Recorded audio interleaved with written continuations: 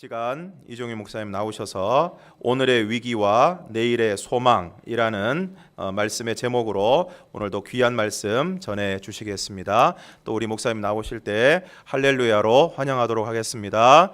할렐루야.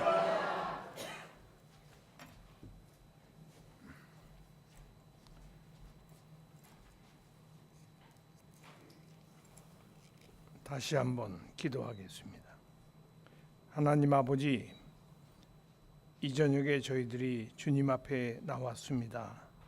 무릎 꿇고 비옵나니 주님 우리 가운데 임재하시어 우리가 꼭 필요한, 우리에게 있어야 할 생명의 말씀, 은혜의 말씀 받게 하여 주옵소서.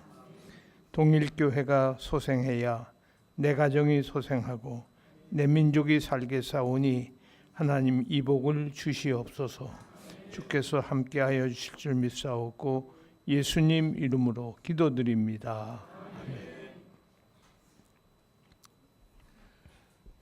어제 저녁에 동일한 제목을 가지고 우리가 네 가지 위기를 사도들이 어떻게 이겨냈는지를 공부했습니다. 사도행전 전체를 통해서 12가지 위기를 지적하는 중에 첫 번째 위기는 개인주의의 위기. 우리가 너무 개인주의가 됐어요. 교회는 개인주의가 아니거든요. 개인주의의 위기를 사도들이 더불어 함께 모임으로 이 문제를 해결했습니다. 두 번째 위기는 핍박의 위기예요. 우리는 초대교회와 같은 핍박은 받지 않고 있지만 요즘 돈의 핍박, 명예의 핍박, 환락의 핍박, 이런 것들 때문에 많은 사람들이 핍박을 받는데 이 핍박을 받는 것을 어떻게 우리가 이겨낼 수 있을까? 아무도 자기를 위하여 사는 자가 없고 살아도 죽어도 주를 위하여 살고 죽나니, 다시 말해서 예수님을 쫓아가는, 자기를 부인하고 제 십자가를 지고 주님을 쫓아가는 삶으로 인해서 이런 모든 핍박을 견딜 수 있고 이길 수가 있다. 그리고 세 번째 단계에 가서는 우리들이 아무래도 강조할 것을 강조하지 못하고 강조하지 않아도 될 것을 강조했단 말이에요. 악센트를 잘못 찍었어요. 교회가 강조할 것은 기도와 그리고 말씀을 강조해야 되는데 기도와 말씀보다는 오히려 이상한 것을 강조하면서 표적 보기를 좋아하고 이상한 기사가 일어나기를 좋아하는 이런 것으로 교회가 돼서 심지어는 기복 사상에 빠져버렸다. 이것을 어떻게 해결할 수 있을까? 우리가 강조할 것을 더 강조해야 되고 필요 없는 것은 강조하지 않아도 된다. 교회가 무슨 독립운동의 산실도 아니고 교회가 무슨 민족의 구제 사업하는 단체도 아니에요.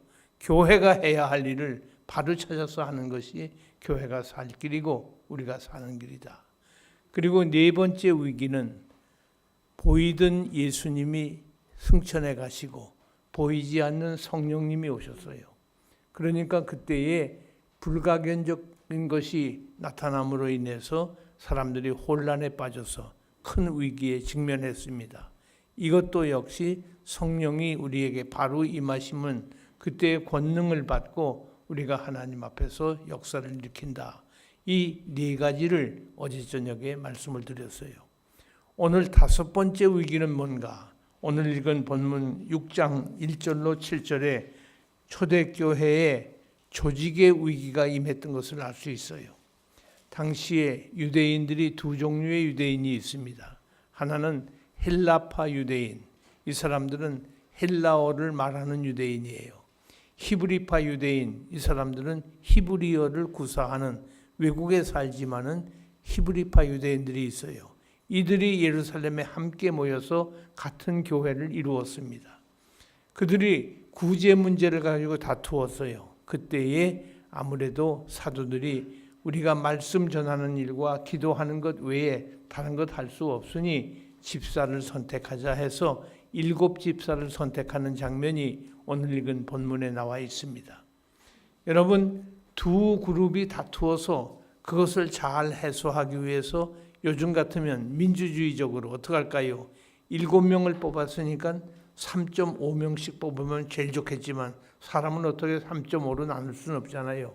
그러니까 적어도 4대 3으로는 뽑아야 될 거예요. 그런데 성경에 그런 언급은 없지만은 성경학자들의 연구에 의하면 7 집사의 이름이 똑같이 헬라파 유대인이에요. 만일 우리 교회에서 이런 일이 벌어졌다면 이건 무효다.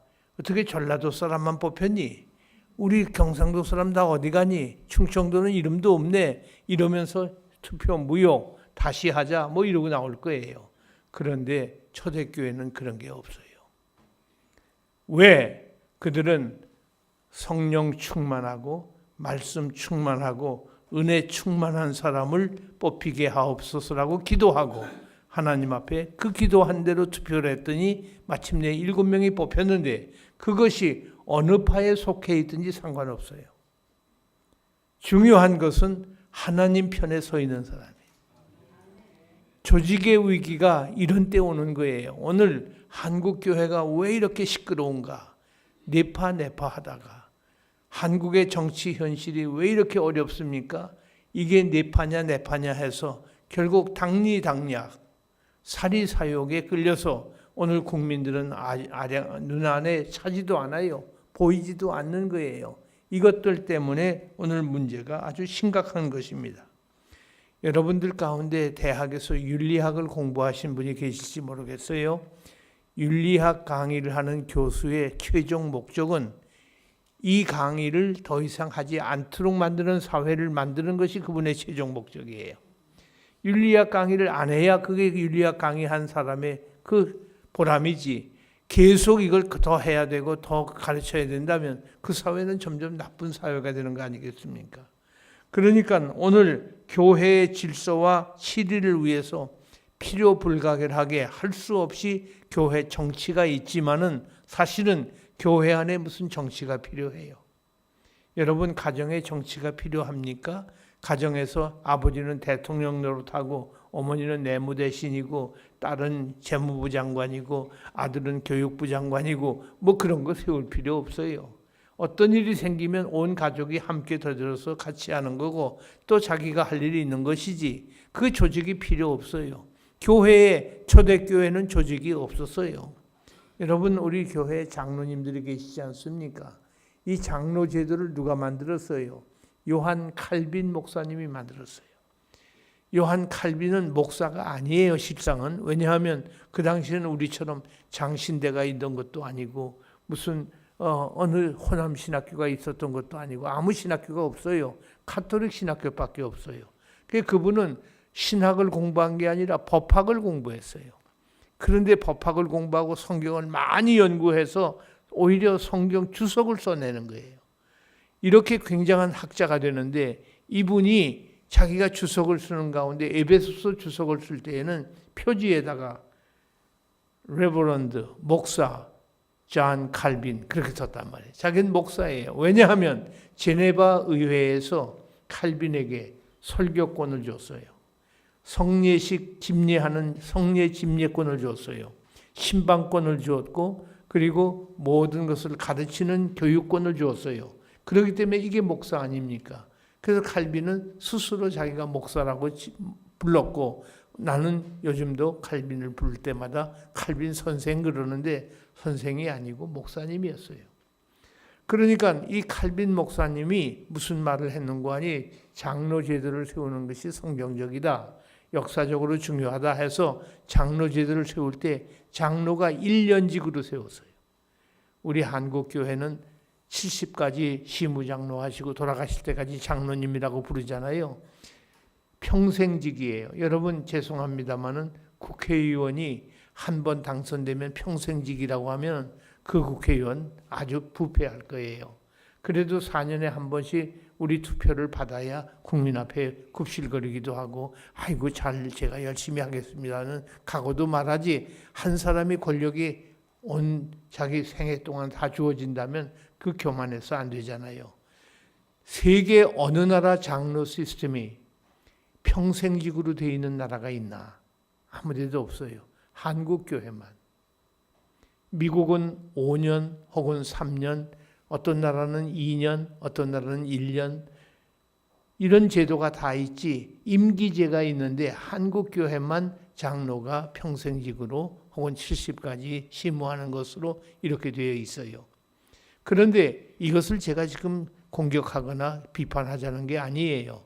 더 중요한 것은 칼빈은 1년 동안 장로로 임명을 해서 장로직을 수행한 다음에 그 다음 해에는 집사로 임명을 해요. 집사로 임명했다고 난 집사 안 해요. 그럴 사람 하나도 없었어요. 아마 요즘 우리 한국교회에서 장로님 중에 당신 내년에 집사 되시오 그러면 큰일 났다고 나 이 교회 떠나겠다고 할 사람 많을 텐데 그렇지 않았어요. 왜냐하면 장로교회는 계급이 없어요. 계급이 없어요. 목사는 장로보다 높고 장로는 집사보다 높고 그게 아니에요. 여러분 이 집을 짓는데 기둥이 있고 석가래가 필요하고 뭐 조그마한 못도 필요한 것처럼 하나의 장로의 직분이에요. 역할이에요. 그렇기 때문에 그 역할 감당하다가 저 역할도 감당할 수 있는 거예요. 그래서 장로직은 1년제로 하고 그 다음 해에 연임할 수도 있지만 당시에 연임한 흔적은 거의 없어요. 그 당시에 집사로 많이 임명을 됐고 집사했다가 장로하는 사람도 있고 장로했다가 집사하는 사람도 있고 이것이 우리 교회의 직제입니다. 성령 충만하고 말씀 충만하고 은혜 충만하면 어느 직분을 맡아도 그 직분에 충성을 다하고 그 직분에 사명을 다하는 것이 그것이 직분인데 오늘 한국교회는 하나의 계급으로 삼고 있어요. 어떤 분이 그러잖아요. 죄송합니다. 여러분들 다 강북에 사세요. 저도 강북에 살아요. 아직도 강남에 안 삽니까? 그런 분이 있다고 그래요. 또 아직도 장로도 못 됐어? 그런 사람이 있다고 그래요. 그게 아직도라니 그게 무슨 말이에요? 집사면 얼마나 좋고 권사면 얼마나 좋은데 아직도 장로가 못 됐냐고 하는 이게 장로가 무슨 계급으로 올라가는 것으로 착각을 하고 있는 사람들이 너무 많은 거예요. 이것은 교회를 오늘날 어지럽히게 하는 그래서 총회장이 되면 마치 교황이 되는 줄 알고 총회장 입후보 한 사람 제가 총회장을 공격하는 게 아닙니다. 총회장 입후보 한 사람이 어떤 분 한 번 제가 가르친 신학교에서 가르친 분인데 총회장 그만 떨어졌어요. 첫 번 투표에는 3명이 출마했는데 1등으로 당선이 됐는데 절반을 못 넘었다고 해서 2차 투표에 들어가서 떨어졌어요. 떨어졌는데 그 총회장 앞에서 무릎을 저 땅바닥에 앉아가지고 땅을 치면서 울더라고요. 그런데 뭐라고 우는가 사람들이 쭉 모여 있어서 보니까 내 돈 25억 어디 갔어? 전 그래서 알았어요. 총회장 출마하려고 25억을 쓴 모양이에요.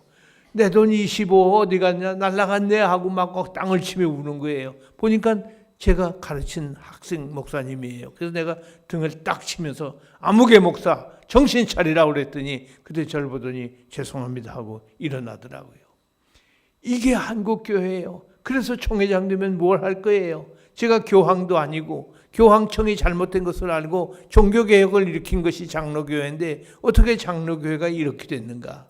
심지어 노회장이 되려고 심지어 교회에 어떤 직분이 되려고 만일에 돈을 쓰거나 혹은 이런 운동이 있다면 그건 썩은 교회예요. 그건 부패한 교회예요. 그건 잘못된 거예요. 우리는 그걸 가지고서 부러워할 이유가 하나도 없습니다. 우리는 하나님 앞에서 바른 교회를 이루어야 돼요. 그런데 교회는 조직을 하는 분이 목사님이 아니고 당회원이 아니에요. 교회를 조직하는 분은 성령님이에요. 성령님이 교회를 조직하는 겁니다. 성령의 은사가 있어야 되는데 이것이 계급으로 한다면 매관매직까지 하잖아요. 그래서 너 어느 직분 줄 테니까 우리 교회로 와라. 뭐 이런 식으로까지 말하는 사람이 있다고 그러니 이건 참으로 문제가 될 수밖에 없습니다. 그런데 성령의 역사가 일어날 때 어떤 일이 일어나야 되는가? 성령이 우리에게 임하시면 우리에게 직분을 소홀히 할 수 없어요. 왜냐하면 성령이 주신 직분이니까. 성령 충만하면 권능을 받고 예루살렘과 온 유대와 사마리아와 땅 끝까지 이르러 내 증인이 되라고 하지 않았습니까? 그러니까 우리가 직분을 감당할 때 성령 충만이 무엇보다도 중요해요. 성령이 임하시지 않으면 우리는 아무것도 할 수 없어요. 어제 저녁에 분명히 말씀드렸어요. 성령 충만과 성령을 세례를 받은 성령 세례와는 구분되는 거예요. 우리 예수 믿는 사람은 다 성령 세례를 받아요. 우리가 예수 믿고 처음 6개월 학습을 하고 그 다음에 세례를 받잖아요. 그 세례를 받은 사람인 것처럼 그 성령 세례를 받아야 예수를 고백한다 그 말이에요. 그러니까 성령 세례는 누구나 다 받는 것이고 거기다가 성령 충만은 성령의 완전 지배를 받는, 성령의 컨트롤을 받는, 술 취하지 말고 하는 말을 어제 드렸잖아요. 술이 나를 지배하지 않고 성령의 지배를 완전히 받는 그 사람이 성령이 충만한 사람이라고 말씀을 드렸습니다. 그러면 이 성령 충만한 사람이 누굴까? 죄송합니다마는 제가 서울교회를 개척을 할 때에 처음 6개월이 지난 다음에 재직회를 조직을 했어요. 집사님들을 임명을 하고 재직회를 하면서 제가 3가지 당부를 했습니다. 제가 그때 똑똑히 기억해요. 집사님들, 장로님들, 여러분들이 만일에 재직회를 할 때에 꼭 유념하실 것 3가지를 제가 말씀을 드리겠습니다. 첫째는 반드시 11조를 헌금하는 사람만이 11조를 드릴 수 있는 사람만이 헌금위원이 되십시오. 자기도 11조를 못 드리면서 남보고 헌금 내라고 헌금 주머니 들이대면 어떡하겠어요? 그러니까 11조를 바치는 성도만이, 집사님만이 헌금위원을 하십시오. 두 번째로 수요 기도회, 수요일은 사실은 기도회 아닙니까? 수요 기도회에 출석하지 못하는 사람은 공기도를 피해 주십시오.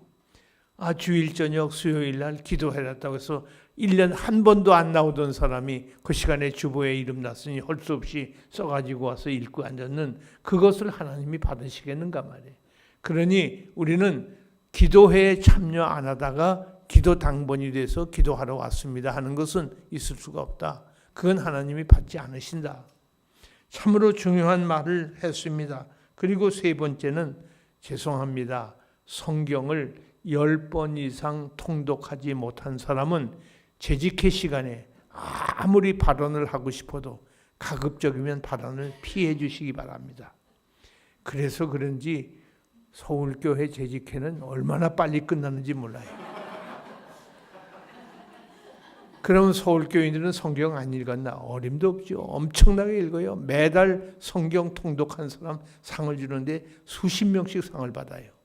그렇게 많은 사람들이, 그리고 성경을 필사한 사람도 수십 명씩 나오는데 성경을 많이 읽을수록 잘 읽은 편은 고개를 숙인다고 함부로 말 안 해요. 함부로 발언 안 해요. 조심하면서 기도하면서 교회에 덕스러운 발언만 하지. 그래서 제가 은퇴할 무렵에는 100억이 넘는 예산을 통과시키는데 설명만 해도 30분, 40분 걸릴 텐데 설명도 그저 항목별로만 설명을 했는데 14분 50초 만에 통과가 됐어요. 그것이 공동의회에서도 그렇고 질문 하나도 없어요. 무조건 아멘이에요. 다 감사합니다. 교회를 완전 트러스트하는 거죠. 이건 우리가 의심할 필요도 없고 우리 잘 됐습니다. 감사합니다. 왜? 전체 교인의 헌금액의 74.5%를 밖으로 내보냈어요. 어느 교회가 74.5%를 밖으로 내보냅니까? 대교회일수록 더 그걸 못해요. 큰 교회일수록 74.5%면 엄청난 액수예요. 그것이 그렇게 쉬운 일이 아닌데 이 교회는 그 일을 행하고 있단 말이에요. 그러니까 교인들이 헌금하는 그 재미, 그 감사, 그런 보람, 그걸 느끼고 있기 때문에 마음껏 내보내는 거예요. 마음껏 내보내니까 여기에 아무런 하자가 없지요. 얼마나 감사한 일이 많이 생겼습니다. 그런가 하면 우리는 하나님 앞에서 이 직분이 영적 조직체인 걸 알아야 돼요. 여러분들이 저 전라북도의 김제라고 하는 곳에서 오신 분이 계신지 모르겠어요. 김제라고 하는 곳이 전주 옆에 있는 도시인데 거기에 가면 금산교회라고 있어요. 금산교회는 기역자로 지은 문화재로 남아있는 교회예요. 금산교회가 기역자로 지은 것은 한쪽엔 남자들이 앉고 한쪽엔 여자들이 앉고 목사님은 가운데 서서 남성도 여러분, 여성도 여러분 이러면서 설교를 옛날엔 그렇게 했어요. 제가 어렸을 때도 가운데 휘장치고 있었던 걸 지금도 기억해요. 그러면서 남자 여자가 따로 앉았고 부부가 교회 어디 함께 앉습니까? 그 어림도 없었지요. 이 여자가 남녀 칠수의 부동석이라고 완전히 갈라놓지 않았습니까? 그러던 그 교회가 역사가 있는 교회예요. 거기에 장로님 한 분, 목사님 한 분이 있는데 그 목사님 이름이 이자익 목사님이에요. 이분이 왜 유명한 거 하니 대한예수교 장로회 우리 교단의 총회장은 1년직입니다. 그런데 3번 총회장을 했어요. 이건 역사에 없는 일이에요. 이자익 목사님은 3번 총회장을 했어요. 그리고 거기에 장로님으로 계신 분은 조덕삼 장로님인데 이 조덕삼 장로님이 누군가 하니 그 마을에 그 도시에 가장 큰 갑부였어요. 그래서 이 이자익 목사님이 17살 때에 시골에서 저 남해에서 걸어서 와가지고 이 집에 머슴이 되는 거예요. 머슴이 되는데 무슨 머슴이 되는 거 하니 마부예요.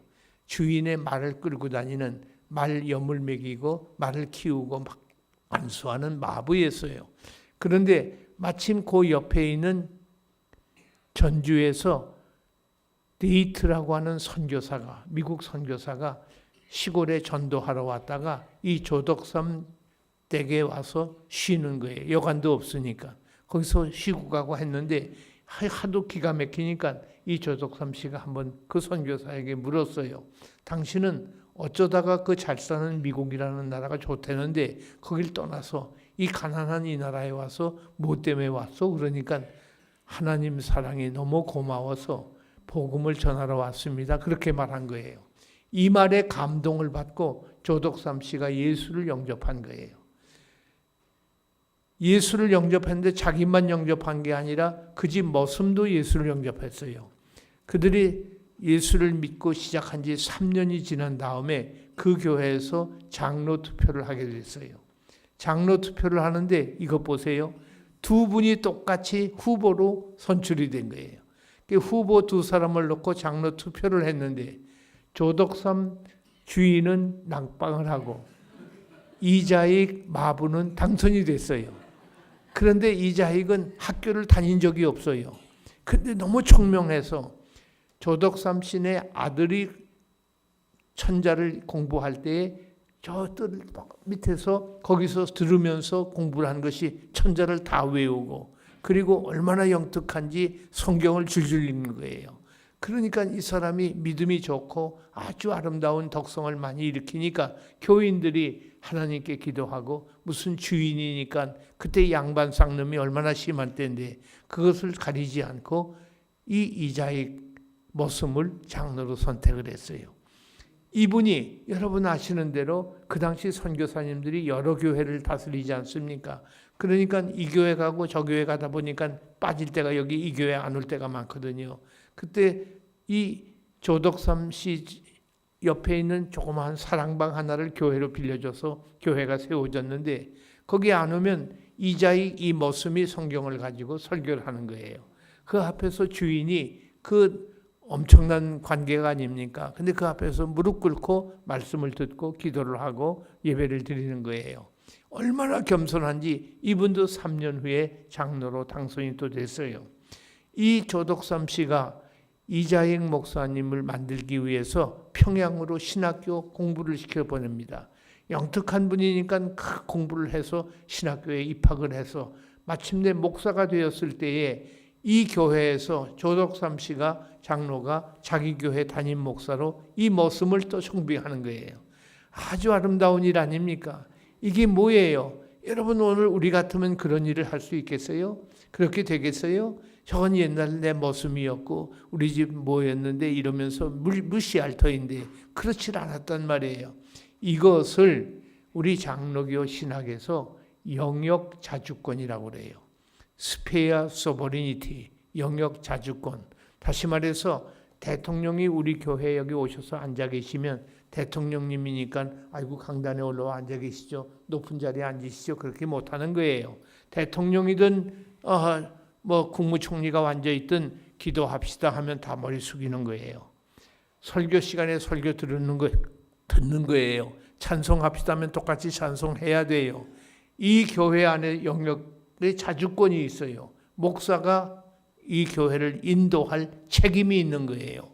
그런데 목사님이 가령 이발소에 갔어요.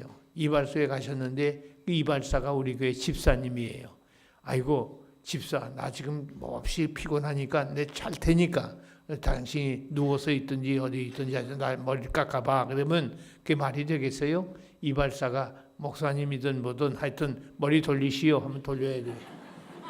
숙이시오 하면 숙여야 돼요.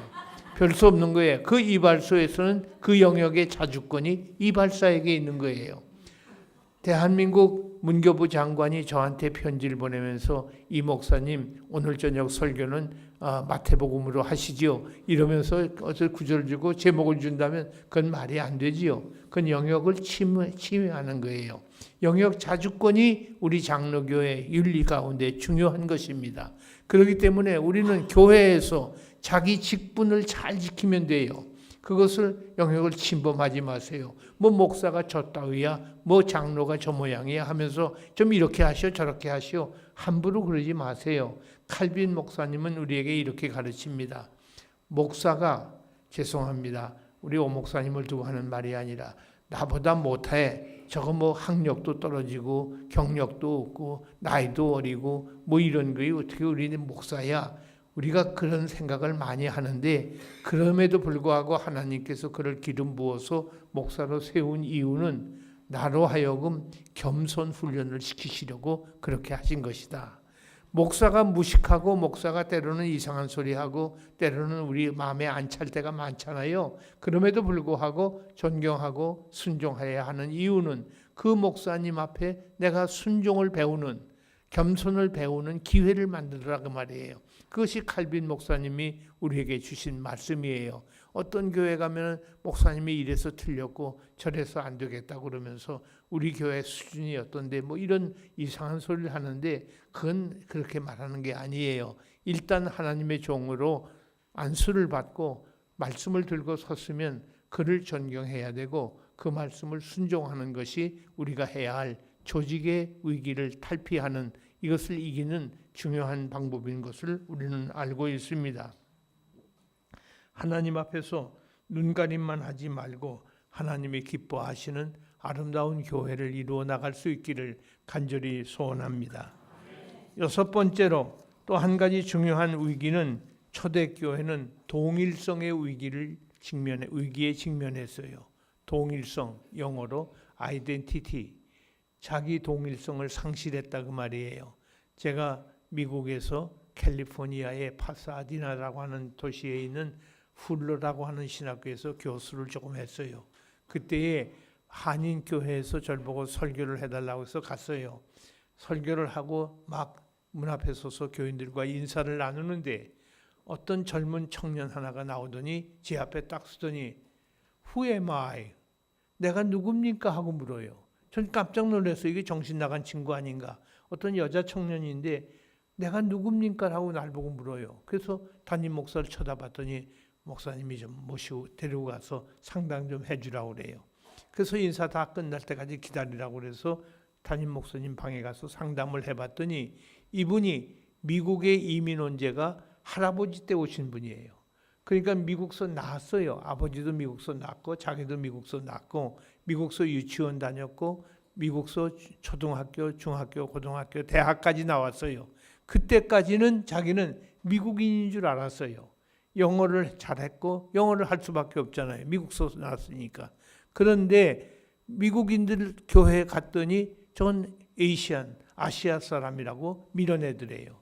그래서 그때 비로소 거울을 보니까 저 사람들하고 내가 다르거든. 아, 내가 아시아 사람이구나 해가지고 한인 교회에 온 거예요. 그랬더니 저건 아메리칸, 저건 한국말도 못하고 영어만 하는 미국 사람이라고 또 그러더래요. 그러니 내가 누굽니까 하는 질문을 하는 거예요. 오늘 자기 동일성을 상실한 사람들이 이 세상에 너무 많아요. 내가 누군지를 모르고 사는 사람. Who am I? 내가 누굽니까? 하고 스스로 질문을 하며 그 답을 얻지 못하는 사람들이 너무나도 많은 것입니다. 무슨 말인고 하니 교회에서 주일 예배를 드릴 때는 착실한 크리스찬이에요. 그런데 세상 밖으로 나가서 월요일부터 토요일까지 사는 것을 보면 이거는 자기 이권과 자기 목적을 위해서 욕심 마음대로 부리고 예수 없이 세상을 살아요. 이 사람이 도대체 크리스찬입니까? 이 사람이 누굽니까? Who am I? 마치 7 귀신 들린 거라사의 광인처럼 이게 자기가 누군지를 모르는 거예요. 7 귀신 들린 그 사람의 얼굴은 하루에도 7번 변하는 칠면조와 같이 자꾸만 달라지는 거예요. 어떻게 보면 크리스찬 같고 어떻게 보면 넌 크리스찬이에요. 전혀 같지가 않습니다. 제가 언젠가 한번 어느 성도님의 병원 신방을 갔어요. 병원 신방을 갔는데 그 신방을 할 때 그분이 아주 얼굴이 최최해요. 그래서 손을 붙잡고 기도를 했습니다. 저를 따라왔던 성도님들이 함께 기도를 하면서 제가 하나님 뜻이면 하나님 살려주시고 살면 하나님께 충성을 할 것이고 하나님께 영광을 돌리는 하나님의 종이 되게 하옵소서라고 기도를 했어요. 그랬더니 아멘 아멘 해요. 저희 목사가 그런 때 제일 좋잖아요. 성도들이 신앙이 좋아지고 커진 것을 보면 얼마나 기쁘고 감사하지 않습니까? 그래서 너무 고마워서 아이고 참 우리 교인들 대단하구나 하고 이제 집으로 가려고 주차장으로 내려왔어요. 내려와서 차를 운전하려고 엔진 키를 돌리고 있는데 누가 차를 와서 툭툭 두드려요. 목사님 보니까 우리 교회 집사님이에요. 왜요? 큰일 났어요. 왜? 지금 방금 우리가 방문했던 그 성도의 주치의사를 지금 만났는데 그 의사 말이 희망이 없습니다. 장례식 준비하십시오라고 말을 했다 이거예요. 아니 조금 전에 아멘하고 하나님 살려주시면 할 때 아멘하고 그 믿었다는 말 아니에요.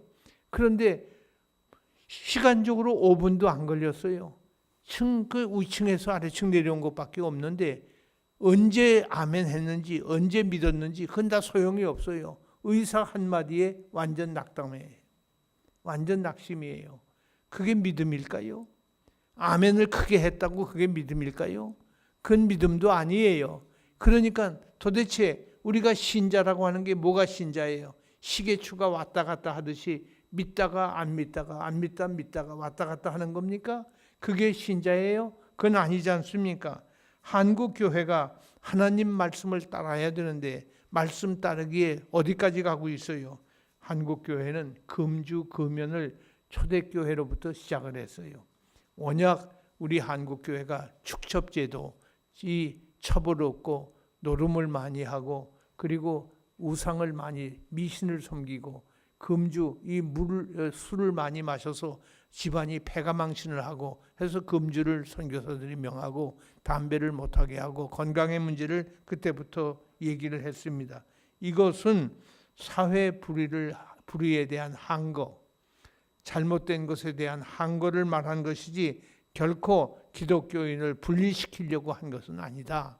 우리는 분명히 알아야 돼요. 왜 교회가 금주를 말하는지. 지금 교회에서 금주를 말했다고 해서 여러분 그거 잘못했다고 말하는 사람이 있어요? 지금 사회적으로도 이 술 때문에 얼마나 많은 교통사고가 일어나고 술 때문에 가정이 파괴되는 것을 우리가 알고 있지 않습니까? 샤머니즘이나 유불선, 잘못된 종교 이것을 비판적으로 우리가 대하고 있는 것은 그들이 우리가 혼합주의적인 혼합주의에 대한 배타주의 때문이 아니에요. 그것은 잘못된 신앙이고 잘못된 종교이기 때문입니다. 여러분 보세요. 기독교와 불교의 차이가 뭡니까? 기독교와 모슬렘, 기독교와 다른 종교의 차이가 뭐예요? 엄청난 차이가 있어요. 우리는 창조주 하나님을 믿어요. 창조주 하나님을. 불교는 피조물을 믿고 있어요. 석가모니도 피조물이에요. 제가 창조주입니까?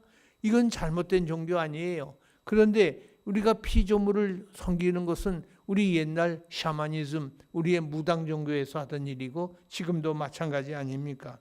그렇기 때문에 기독교가 본질상 타 종교와의 대화를 금한 것은 이것은 아주 중요한 거예요. 다른 종교와 평화를 유지한다고 해서 지금 어느 교회는 아주 불교 중들을 갖다 초청도 하고 또 불교 중들은 크리스마스 때 메리 크리스마스하고 써붙이기도 하고 한다고 해서 신문에도 TV 뉴스에도 막 나오게 하는데 그게 반드시 좋은 것은 아닙니다. 그것이 옳은 것은 아니기 때문이에요. 오늘 우리가 이것은 사탄의 발상이에요. 사탄은 우리로 하여금 하나님을 멀리 떠나게 하고 하나님을 피하게 하는 거예요. 여러분 보세요. 자식들이 아버지가 돈을 열심히 벌어서 밥을 먹여줬는데 자기 아버지를 옆에 놓고 다른 이웃집 아저씨 보고 내 아버지 당신은 나를 살려줬어 이러면서 그 이웃집 아저씨에게 아버지라고 부르면 아버지가 얼마나 섭섭하겠어요. 복은 하나님이 주시고 우리 생명의 주권은 하나님이 가지셨는데 엉뚱한 우상에게 살려달라고 그러고 복을 달라고 하고 거기에 우리가 감사를 표시하는 것은 하나님이 제일 미워하시는 것, 제일 싫어하시는 것, 그것이 바로 우상 숭배예요. 그 우상을 제거하라는 것입니다. 순결을 상실한 교회, 오늘 자기 동일성을 상실한 사람과 똑같아요. 교회가 복음의 순수성을 상실해버리고 오늘 딴 것을 가지고 복음이라고 생각하면 이것이야말로 잘못된 것이 아닐 수가 없습니다. 오늘 거라사의 광인처럼 자기가 누구인지를 모르는 사람들이 이 세상에 너무 많이 있어요. 여러분 잘 아시는 최후의 만찬이라고 하는 그림을 그린 레오나르도 다빈치라는 사람이 최후의 만찬에 예수님을 가운데 중심으로 하고 12제자를 그려냈지 않습니까? 그때에 너무나도 놀라운 에피소드가 있어요. 예수님을 모델로 삼은 그 사람이 나중에 가룟 유다의 모델로 똑같은 사람을 이 다빈치가 처음엔 잘 몰랐지만 나중에 자기가 고백을 하더라는 거예요. 내가 몇 년 전에 당신이 나를 예수의 모델로 삼으라고 그랬는데 오늘은 나를 가룟 유다 모델이 되라고 했네요. 그래서 깜짝 놀란 거예요. 똑같은 사람인데 그때는 좋은 신자였어요. 그 후에 주님을 떠나니까 마귀가 된 거예요. 마귀상을 가진 거예요. 얼굴이라고 하는 것은 그 사람의 인격을 나타내는 것 아니겠습니까? 그러니까 같은 사람인데 그 속에 것이 바뀌니까 결국 얼굴도 달라지는 것이고 다른 것으로 나타나고 마는 거예요. 마음이 썩었는데 어찌 얼굴에서 빛이 나겠습니까? 무슨 광채가 날 것이며 그건 말도 안 되지요. 우리가 아는 대로 이 세상에서 교회는 두려움의 대상이지 비난의 대상이 될 수가 없어요. 교회를 사람들이 지금 비난하고 있지만 교회에 기적이 일어나고 놀라운 역사가 일어날 때마다 교회를 두려움의 대상으로 바라봐야 될 것입니다. 칭송의 대상이 되어야 할 것이고 교회는 이로 인해서 날마다 흥황하는 것이 교회의 모습이에요. 사람보다 교회는 하나님을 더 두려워해야 돼요. 우리가 사람보다 하나님을 더 기쁘시게 해야 돼요. 사람보다 하나님께 더 순종을 해야 돼요. 우리가 이것이 교회인데 이런 교회의 이 아이덴티티, 동일성을 상실하면 그것은 이름은 교회인데 죄송합니다마는 교회 구실을 못하는 잘못된 교회가 되고 마는 것입니다. 은혜와 권능이 충만한 하나님의 사람 스데반은 그 얼굴이 천사와 같았다고 그랬어요. 은혜와 그리고 권능이 충만하니까 천사가 되는 거지요. 그런가 하면 성령으로 그 얼굴빛이 천사와 같이 되었을 때 그는 진실의 상징이고 무엇보다도 경건과 평화의 사람으로 우리에게 순교자의 대명사로 나타난 사람이 바로 스데반 사도가 아닙니까? 그렇기 때문에 오늘 우리들이 교회의 동일성 이걸 상실하지 말고 끝까지 유지하고 이 세상이 아무리 바뀌어도 교회는 하나님의 교회, 주님의 교회예요. 그래서 저는 목사님들에게 늘 말하기를 하나님의 목회라는 말을 해요. 교회는 내 일을 하는 것이 아니에요. 죄송합니다마는 이 목사의 교회도 아니고 김 장로의 교회도 아니에요. 주님의 교회이기 때문에 주의 일에 God's ministry, 하나님의 목회에 우리가 초점을 맞추고 모든 일을 행할 때에 교회는 정도를 가게 될 것이고 하나님께 영광을 돌리게 될 터이니 이 복을 받고 누리실 수 있기를 간절히 소원합니다. 7번째로 초대교회가 당면한 또 하나의 위기는 위선의 문제, 거짓의 문제입니다. 사도행전 5장 초두에 구브로에서 온 요셉이라는 사람, 사도들은 그를 바나바라고 불렀습니다. 그가 자기 밭을 팔아서 헌금을 사도들 발 앞에 갖다 놓았어요. 그때에 사도들이 물었습니다. 이것이 네 밭판 전부더냐? 그랬더니 그들이 사실은 그렇지가 않지요.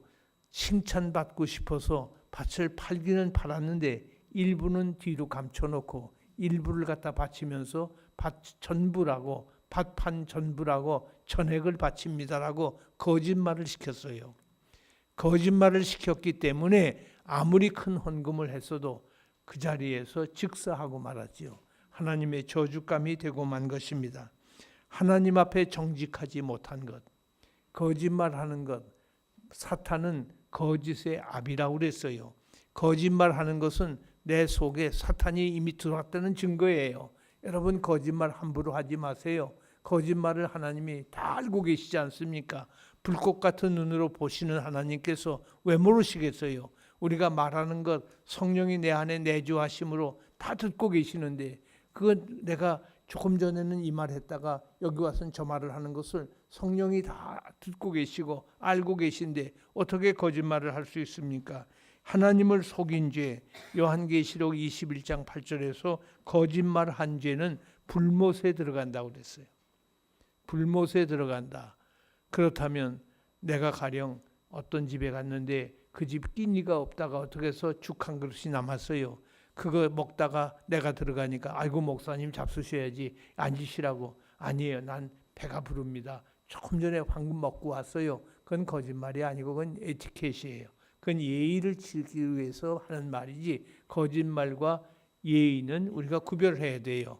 그러나 거짓말은 의도적으로 남을 속여서 내 목적을 달성하려고 하는 것은 이것은 거짓말입니다. 이런 거짓말을 하는 사람, 이것을 성경에서 양의 가죽을 쓴 일이라고 그랬어요. 양의 가죽을 쓴 일이, 이리가 양의 가죽을 쓰니까 남 보기에는 다 양으로 보일 수밖에 없지 않습니까? 예수님은 이런 사람을 회칠한 무덤이라고 그랬어요. 얼마나 남의 눈을 속이는지 무덤에 죽은 시체가 묻혀 있는데 회를 칠해놨으니 얼마나 아름답게 보이지 않습니까? 그리고 겉과 속이 다른 이런 사람을 위선자라고 부르는 겁니다. 이런 위선의 위기가 초대교회에도 있었다. 그래서 많은 사람들이 칭찬을 받으려고 이렇게 거짓말을 하고 자기가 온전히 헌신을 했다고 이런 말을 하고 있는 것입니다. 여러분, 우리가 거짓이 얼마나 많은지 생각해 보세요. 지금 이 자리에서 설교를 하고 있는 이종윤 목사도 만일에 여러분 중에 누가 카메라를 들고 저를 화폭에 담으려고 24시간 쫓아다니면서 사흘 동안만 필름을 만들어 가지고 여기다가 방영을 한다면 저는 책 싸들고 도망쳐야 돼요. 부끄러워서 그거 같이 못 볼 거예요. 얼마나 창피한 일이 많을 거 아닙니까? 우리는 다 거짓의 자손들이고 그 아담의 후손일 수밖에 없습니다. 이런 죽을 수밖에 없는 종, 우리가 이런 상태에 있는 것이 바로 우리 인간들이에요. 여러분이 아시는 대로 인격이라는 말을 라틴어로 페르조나라고 그래요. 페르조나라는 말은 마스크라는 말이에요. 여러분 요즘 미세먼지 때문에 마스크 하고 다니시잖아요. 마스크예요. 마스크는 만일에 내가 토끼의 마스크를 쓰면 토끼처럼 보이는 거지요.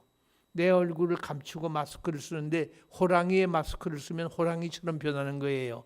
그래서 라틴 사람들은 인격은 마스크를 빨리 갈아 끼울 수 있는 사람. 그러니까 이 사람 앞에서는 이렇게 나타나고 저 사람 앞에서는 저렇게 나타나고 바로 그런 사람이 인격을 가진 사람이라고 인격자라고 그렇게 불러왔던 것입니다. 그러나 성경은 전혀 그렇지가 않아요. 사도들 앞에서 겸손하고 그리고 사실 앞에 정직한 사람을 우리가 인격자라고 그러지 결코 겸손과 정직을 빼놓은 사람을 인격자라고 말하지를 않습니다. 여러분 보세요. 우리나라에서 큰 사건 두 개가 일어났지요. 하나는 삼풍백화점이 무너지지 않았습니까? 또 하나는 성수대교가 무너졌지요. 그때 저는 어떤 생각을 했는고 하니 왜 무너졌을까? 기술이 모자라서 무너졌을까?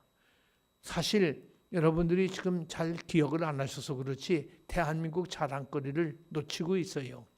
올림픽에서 뭐 동계 올림픽에 금메달 뭐 2개인가 4개 땄다고 그걸 자랑하는데 그게 문제가 아니에요. 기능 올림픽이라는 말 들어보셨지요? 기능 올림픽은 뭐 여자들 파마하는 것, 양복 만드는 것, 웰딩, 이 용접하는 기술 이런 거 시합하는 게 기능 올림픽인데 그 기능 올림픽에 대한민국 선수단이 종합 우승 11년을 연속으로 했어요. 그리고 12년째 대만에게 빼앗겼어요. 13년째 다시 한국이 차지해서 17년 동안 연속 대한민국이 종합 우승을 했어요. 이런 나라가 없어요. 독일도 그리고 스위스도 어느 나라도 이 기능 올림픽에 코리아를 이길 수가 없다고 아주 손을 들었어요. 그게 지금 말씀드린 대로 웰딩이 있어요. 이 웰딩이 뭔가 하니 용접 기술이에요. 성수대교가 왜 무너졌습니까? 기술이 모자라서 무너진 거 아니잖아요. 그 용접을 제대로 안 했다 그 말이에요. 삼풍백화점이 제대로 집을 짓지 않았으니까 무너졌지. 왜 무너져요? 기술이 모자란 게 아니에요. 정성껏 하질 않은 거예요. 거짓을 했다 그 말이에요. 거짓을 해버렸기 때문에 공사하는 사람들이 거기다가 못을 2개를 받아야 될 걸 하나만 박으니까 그게 무너지는 거지요. 그러나 이런 일들이 생긴 것은 전부가 다 거짓에서부터 오는 거예요. 이런 위선에서부터 오는 것입니다. 이런 잘못된 정직하지 못한 것에서부터 오늘 오는 거예요. 오늘 교회가 한국 교회가 이렇게 어지러움을 당하고 있는 이유도 정직하지 못해서 목사가 정직하지 못해서 교회가 정직하지 못해서 오늘 이 모양으로 비난의 대상이 되고 말았습니다. 제가 일생 동안 제가 사는 동안에 교회를 5개를 개척을 해봤어요. 그때마다 예배당을 지어봤는데 그 예배당을 지을 때에 어떤 분이 찾아옵니다. 교인인데 찾아와가지고 목사님 제가 땅을 희사하겠습니다. 아 이게 무슨 말이야. 지금 그렇지 않아도 땅 때문에 기도를 오래 하고 있는데 땅을 희사하겠다니. 그런데 그 땅을요 사실은 가령 예를 들어서 10만 원짜리 평당 10만 원이면 내가 10만 원을 다 받겠습니까? 50만 원만 내십시오. 그러면 제가 10만 원짜리 땅을 교회에 희사하겠습니다. 아 그래요? 참 감사하네요. 그 다음에 말이 참 무서워요. 그 50만 원만 저한테 주시되 영수증은 10만 원으로 5만 원으로 주시되 10만 원으로 써주십시오. 영수증을 그렇게만 써주면 돈은 내가 그 절반을 받겠습니다. 이걸 장로님들한테 말씀을 드렸더니 할렐루야 하면서 우리 교회 큰 은혜를 받았다고 복 받았다고 집사님들 막 박수를 치고 그래요. 무슨 소리예요? 교회가 거짓말을 하면 세금 포탈을 하면 대한민국 문 닫는 날이에요. 교회까지 거짓말을 하면 이 나라가 어떻게 뭘 의지하겠어요? 양심의 보루예요. 양심의 마지막 기댈 곳이 교회인데 교회까지 나라를 속이고 세금을 포탈하고 이런 짓을 한다면 그거 어떻게 할 거예요? 그런데 죄송하게도 이것이 비일비재한 일이에요. 사실 저 같은 사람한테도 이런 유혹이 많이 오더라고요. 그런데 그걸 다 뿌리치고 어림도 없다고 우리 호통을 치고 내쫓아 버렸어요. 그런 땅 필요 없어. 하나님께서 다 준비하셨어. 했더니 오히려 더 좋은 곳에 더 좋은 예배당을 지을 수 있는 기회가 얼마든지 오더라고요. 그러니까 우리는 중요한 것은 정직해야 돼요. 하나님 앞에 내가 죽으면 죽으리라 하는 마음으로 깨끗하게 살고 정직하게 사는 것이 무엇보다도 중요합니다. 잘못된 신앙이 뭡니까? 잘못된 신앙을 가진 사람이 마술사 시몬이에요. 사도행전 8장 9절 이하에서 마술사 시몬이 피상적 신앙을 가졌어요. 믿기는 하지만 그 믿음은 호기심을 가지고 믿는 믿음이에요. 대속의 은총보다는 사람을 좋아해서 모여오는 그런 사람들이 바로 마술사 시몬과 같은 신앙을 가졌다고 말할 수 있습니다. 주님 때문에 교회도 사랑하고 또 교역자도 사랑하고 우리가 성도를 사랑하는 것이지 어떤 사람이 좋아서 그 사람을 따라다니는 것은 별로 바람직하지 못합니다. 그리고 마술사 시몬은 배금 사상을 가진 신앙이에요. 그 마술을 통해서 자기가 신앙을 빙자해가지고 돈을 벌려고 했어요. 베드로가 안수기도 후에 치유 기적이 일어나자 돈 주고 그것을 살려고 한 사람이 시몬 마술사입니다. 그러니까 돈 벌려고 교회 오는 사람, 이것처럼 미련한 사람이 어디 있어요? 교회는 오히려 돈 바치면서 하나님 앞에 감사를 하는 곳인데 교회 와서 돈 벌려고 하는 사람 요즘 많아요. 교회 이름으로 돈 벌려고 하는 사람, 이것은 마술사, 소위 무속신앙, 배금신앙을 가진 사람이 될 수밖에 없습니다. 스데반은 이스라엘의 역사를 은총의 역사로 해석을 했어요. 아브라함, 요셉, 모세, 출애굽, 율법을 받은 일, 가나안 정복을 한 일, 메시아를 얻은 일, 이 모든 것은 은혜 아니고는 하나도 없다. 그래서 이스라엘은 은총의 역사를 힘입은 백성이라고 그렇게 설교를 했습니다. 그럼에도 불구하고 스데반은 이스라엘을 책망합니다. 너희가 은총을 받고도 반역의 역사를 썼다. 하나님 앞에 그런 은총을 받고 요셉을 찾아서 예수를 죽이려고 했고 모세를 반항했고 금송아지를 세우고 거기에 예배하려고 했고 무엇보다도 메시아를 죽인 백성이 되었다. 반역의 역사를 이룬 것이 바로 이스라엘 민족이라고 그렇게 책망을 했습니다. 오늘 이런 거짓된 백성 되지 말고 하나님 앞에서 진실한 진리의 사람들, 참된 하나님의 백성 다 되실 수 있기를 간절히 소원합니다. 이제 8번째로 오늘의 마지막입니다. 초대교회는 우선권의 문제에 직면을 했다. 우선권의 문제. 사도행전 3장 1절로 10절 말씀이에요. 이 세상에는 먼저 할 것이 있고 나중 할 것이 있어요. 죄송합니다마는 제가 오늘 저녁에 동일교회의 집회를 인도하기 위해서 집을 떠납니다.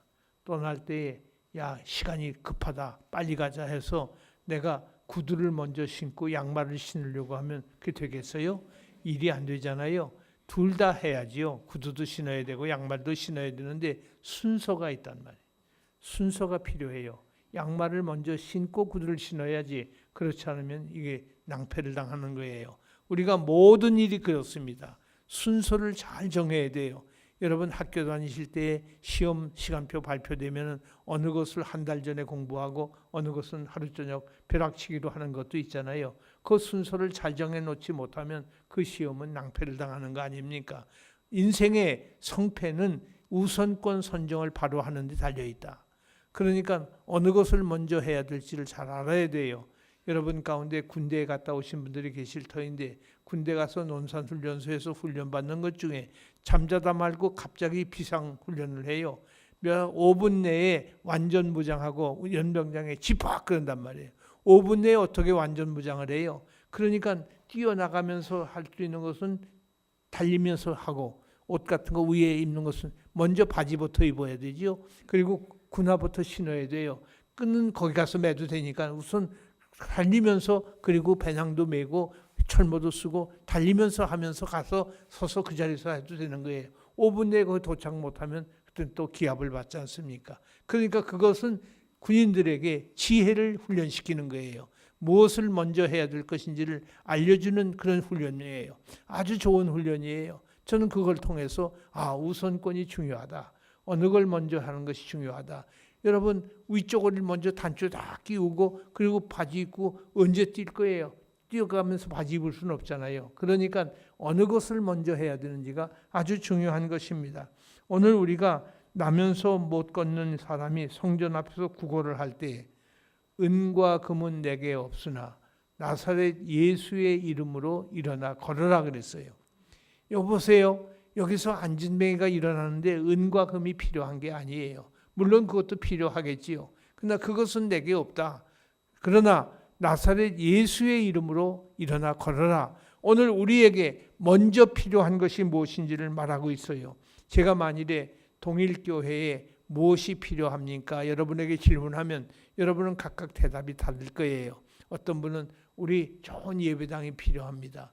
우리 버스가 필요해요. 우리 사택이 필요해요. 우리 전도에 열심히 필요해요. 기도가 필요해요. 우린 찬양에 열심히 필요해요. 성경 공부 열심히 하는 게 필요해요. 각각 대답이 많이 나올 거예요. 그러나 정말 우리에게 먼저 필요한 것이 뭘까? Commitment to Christ. 그리스도에게 헌신.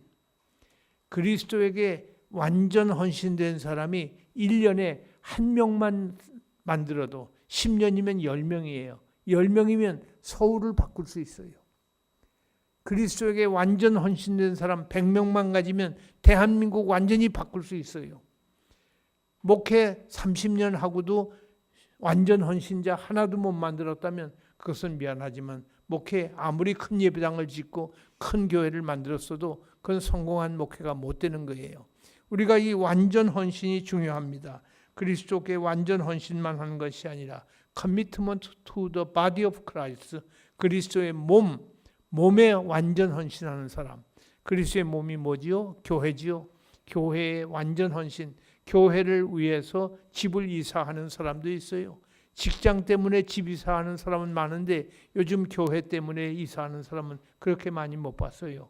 그러나 그리스도의 몸 교회에 완전 헌신을 해야 된다. 그리고 그리스도가 남기신 사역을 위하여 완전 헌신하라. 그리스도가 남기신 사역이 뭐예요? 복음 전하는 사역이에요. 복음 전하는 사역을 위해서 내가 완전 헌신을 해야 돼요. 그런데 우리 모두가 다 헌신을 한다고 입으로는 말해요. 그러나 여러분 정말 완전 헌신하고 있습니까? 마음과 뜻과 힘과 정성을 다 바쳤습니까? 100% 순도 100% 하나님께 헌신하고 있습니까? 베드로가 부활하신 예수님 앞에 섰을 때 예수님이 뭐라고 질문해요? 야 베드로야, 내가 이렇게 다시 부활했잖니? 이래도 나를 못 믿겠니? 앞으로 나를 떠나지 말고 나를 믿어라. 너 믿음이 필요해. 그렇게 질문 안 했어요. 너 왜 나를 떠났어? 추궁도 안 하셨어요. 베드로에게 주님이 하신 말씀은 시몬아, 네가 나를 사랑하느냐? 네가 나를 사랑하느냐? 사랑하면 잃어버린 믿음도 다시 회복할 수 있어요. 잃어버린 소망도 다시 회복하는 거예요. 사랑할 수 있다면 하나님께서 우리를 버리시지 않아요. 우리가 하나님을 먼저 사랑한 것이 아니에요. 하나님이 우리를 사랑하셨기 때문에 우리도 하나님을 사랑해야 돼요. 그 사랑을 가지고 우리가 하나님께 헌신하는 거예요. 이것이 우선되어야 됩니다. 그래서 사실 보면은 quality before quantity, 질보다 양보다 질을 우리 교회 몇백 명이 모입니다. 몇천 명이 모입니다. 그게 중요한 게 아니에요. 질적으로 하나님 앞에 완전 헌신된 사람이 몇 명이 있는가? 질을 봐야 돼요. 양보다 질을 우선해야 됩니다. 그리고 power before arms, 구제보다 구제 이전에 능력을 받아라. 구제 이전에 내게는 은과 금은 없으나 나사렛 예수의 이름으로 일어나 걸어라. 이 말은 능력이 필요한 거예요. 우리에게 성령의 권능을 믿고 성령의 권능을 받는 것이 무엇보다도 중요합니다. Spiritual ministry before temporal service. 일시적인 봉사보다 영적인 사역, 영적인 것이 더 중요합니다. 일시적으로 내가 섬기는 것보다 영원한 영적인 것으로 내가 하나님을 섬기는 것이 더 필요합니다. 여러분 보세요. 어떤 교회에 농부들이 주로 많이 사는데 목사님과 온 교인들이 비가 오지 않아서 하나님 구름의 이동을 하나님이 주관하시니까 구름을 주시어서 비가 좀 오게 해주세요. 금년 농사 다 끝났습니다. 아이고 살려달라고 애원을 하는 기도를 했어요. 목사님이 그날 주일날도 온 성도들을 대신해서 목회 기도를 하실 때에 비가 오게 해달라고 간절히 기도를 했어요. 그런데 한 주일 동안 비가 안 왔어요. 주일이 됐습니다. 다 비가 안 오니까 교회에 또 모여서 또 기도를 하고 예배가 끝나고 나가려고 하는데 보니까 억수 같은 비가 쏟아지는 거예요. 억수 같은 비가 쏟아지니까 교인들이 꽉 갇혀버렸어요. 한 명도 집으로 갈 수가 없어요. 왜? 비가 너무 쏟아지니까. 그런데 뒤에서 저리 비키세요. 나 빨리 집에 가야 돼요. 어떤 조그만 소년 하나가 나오는 거예요. 이 소년이 우산을 탁 펴고 나 먼저 갑니다. 아니 저녁 어떻게 너는 비 올 줄 알고 우산을 준비해 왔니? 아니 지난 주일에 목사님 여러분들이 비 오게 해달라고 기도하지 않았어? 아니 그래놓고 준비를 안 하면 어떡하냐고. 누가 믿음 있는 거예요? 누가 신앙 있는 거예요? 이 어린 소녀는 기도했기 때문에 하나님께서 응답 주실 것을 믿고 우산 준비를 해온 거예요. 우리가 하나님 앞에서 구한 대로 주실 것이마 약속하신 하나님의 약속을 믿으시기 원합니다. 이 믿음이 우리에게 필요해요. 이것이 우리에게 먼저 있어야 돼요. 이 우선권을 우리가 갖지 않으면 하나님 앞에서 우리는 잘못된 신앙을 갖게 되는 것입니다. 너희는 먼저 그의 나라와 그의 의를 구하라 그랬어요. 여기 그 나라의 내용이 그의 의예요. 그 나라는 의의 나라예요. 그 나라와 그 의를 구하라. 무엇을? 먼저 그 나라. 그 나라는 하나님의 나라예요. 하나님의 나라라는 말은 바실레아라고 헬라말로 읽어지는데 이 바실레아라는 말은 킹십, 다스리는 것. 그러니까 하나님의 나라가 임했다는 말은 하나님의 통치가 내게 임한다는 말이에요. 그러니까 어떤 순교자가 수건으로 눈을 가리고 너 마지막 할 말 있으면 해보고 그처럼은 총으로 쏴 죽인다 그러니까 마지막 할 말 있으면 하라 그랬더니 아이고 우리 어머니 우리 아내 어떻게 뭐 그런 유언을 하는 게 아니라 나라의 임하옵시며 나라의 임하옵시며 3번을 그 말을 하더니 땅서 저는 미쳤다고 총을 쏴 죽였어요. 그 기도가 얼마나 위대한 기도예요. 나라는 하나님의 다스림이에요. 하나님의 다스림이 내가 살아있을 때나 죽을 때나 하나님이 나를 다스려 주옵소서, 나를 통치해 주옵소서. 그리고 순교를 했으니 천국에 가는 거 아니겠어요? 얼마나 훌륭한 기도예요. 우리가 기도를 오래 하고 길게 한다고 좋은 게 아니에요. 하나님이 원하시는 기도를 해야 돼요. 하나님이 우리에게 그 기도를 가르쳐 주지 않았습니까? 주기도문으로 우리에게 기도를 가르쳐 줬는데 우리가 내 소리만 많이 하는 것이, 내 소리만 자꾸 짓거리는 것이 그것이 훌륭한 기도로 한다면 그건 잘못된 거예요. 우리는 하나님이 원하시는 바른 기도를 해서 우선권을 바로 갖는 하나님의 귀한 일꾼들이 다 되실 수 있기를 간절히 소원합니다. 기도하겠습니다. 하나님 앞에 기도할 때에 오늘 4가지 위기를 우리가 말씀을 받았습니다. 조직의 위기, 동일성의 위기, 위선의 위기, 우선권의 위기. 내게 이런 위기는 있지 않은가? 내가 이 위기를 어떻게 하나님의 말씀으로 이길 수 있는지를 다시 받은 말씀을 기억하면서 이제 통성으로 기도하고 오정식 목사님 마무리 기도를 해주심으로 오모선 순서를 그리고 축도함으로 마치겠습니다. 함께 기도하겠습니다. 하나님